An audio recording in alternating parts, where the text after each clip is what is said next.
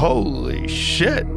He said what? Sociologists, psychologists, and with PhDs in their respective fields backing the idea that sex and gender are different, effectively gaining the medical consensus for sex and gender being two different concepts, yet you have a different opinion. Okay, so sex and gender are two different concepts, but gender is tied to biology.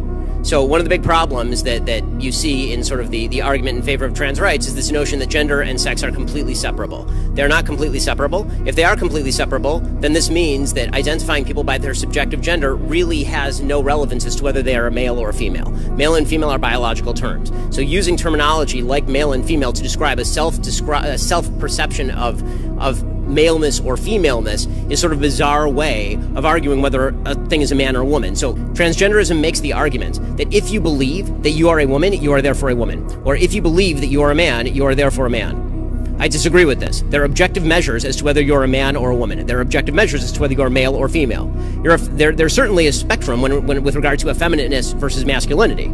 That's certainly true, but that does not change the underlying sexual dichotomy that is the basis for all human reproduction. Yeah, you can answer. Right, so this dichotomy is a false dichotomy that isn't supported by any of the medical associations that I just named Then off. let me None explain. of the medical associations that I just named off would actually support the idea that gender is biological. This is something that's completely untrue within every single medical consensus. Well then, I will just say that anyone who suggests that gender has no reference whatsoever to biology, it's not connected in any way to biology, is just full of shit.